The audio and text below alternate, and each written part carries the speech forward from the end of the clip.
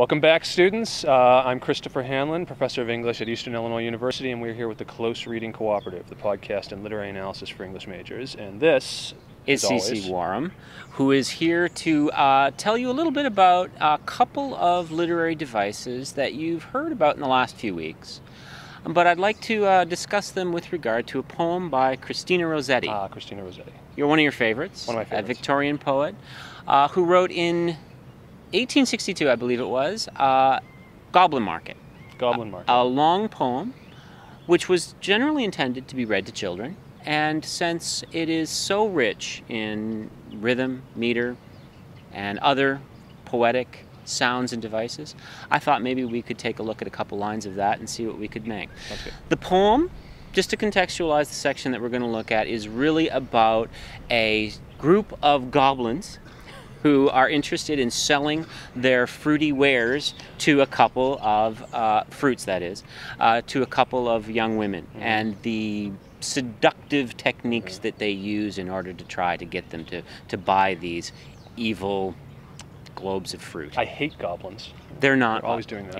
Yeah, the goblins are. I wanted to read you a couple of lines. And when I'm reading this, I'd like you to sort of take note of any sort of changes in sound or rhythm or any sort of thing that you think are interesting to know. Okay, so if I hear a sound, I'll let you know. Touch your ear. Okay. Touch your ear like I'll this. I'll pull my ear. Okay. Yeah, because that's what it is, about sound. Okay. Backwards up the mossy glen turned and trooped the goblin men, with their shrill repeated cry, "Come by, come by." When they reached where Laura was, they stood stock still upon the moss. I heard two changes in sound. You did. Definite. I mean, yeah. And I think, yeah, they're quite striking, aren't they? Yeah. What sections did you hear? Well, I mean, just because the first lines that you have here, right, backward up the mossy glen, we that's a trochaic pattern, right? I know from the study that we've been doing on iambs and trochees that those are trochees, and I think it's trochaic quadrammeter. I think you had 8 syllables. Yeah, and each one of those lines, four beats in each feet. line. Yeah. Yeah, so you kind of get into this rhythm, and then all of a sudden, come by. That's different. Yeah, there's a striking sort of pattern there that's sort of been changed by virtue of the fact that you have come by. What would you call that meter for that line? I mean, it's actually not that simple. Well, if you even though you hear the effect. Yeah. The fact that you can hear the effect is important, and the fact that you can recognize that those words come by, sort of attain a certain significance by virtue of the fact that they're really stressed in that way. And I think if we scanned it, we'd see that we have every syllable stressed. That's the way it sounds to my ear, anyway. That's true. And in fact, this is called a headless iamb. Headless iamb. Okay. Which is kind of ironic because we have goblins speaking in headless iambs. Okay. I mean, it's very Halloween. It's timely for this particular podcast. Headless iamb in that the first part, the first beat of the iamb is always unstressed, and it's the second beat that's stressed. So we've kind of like cut off the head. We've just left it with the stressed tail, and so we have 4 feet here, just without the stressed first a very half. Decapitated line, as they say. Okay.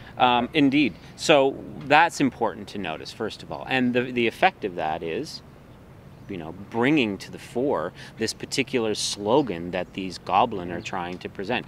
The words come doubled and by doubled attain a higher significance by virtue of the fact that one is forced to slow down and stress them. Yeah. In the same way that any good advertiser will bring you to those particular words they want you to sort of hear after they sell their wares. Yeah. So you mentioned, Chris, that there was a second insight that you had. What was that one? Well, there was a second moment where I was really pulling on that ear to let you know that I heard a sound change, and that's at that line where we get stood stock still.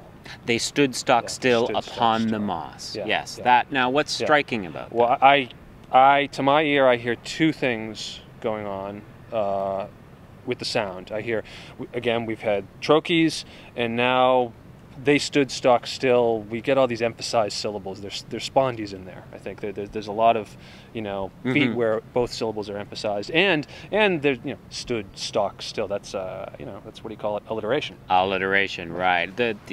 One of the easiest sort of literary devices. Not that easy. I mean, I've heard it. Okay, you did a great job of pointing out that there is a stood stock still alliteration. Yeah. You'll notice that I almost tripped up when I was saying that, not because I'm unprofessional, but because it's difficult to say. Stood, stock, still. Slows you down. 3 times fast. Yeah. Or those st-st-stas slow down. It's a natural sort of function of trying to say those words that you would slow down. And why is that significant here? What does that do to enhance the poetry? Hey, this is a classic instance of form imitating content, right? Or form presenting content. Stood, stock, still makes my tongue and teeth and lips stand still, like stop. Exactly. Right? The difficulty of getting through those words actually presents a metaphor for what the goblin men are doing. They see this potential prey that they're going to like sort of start to advertise their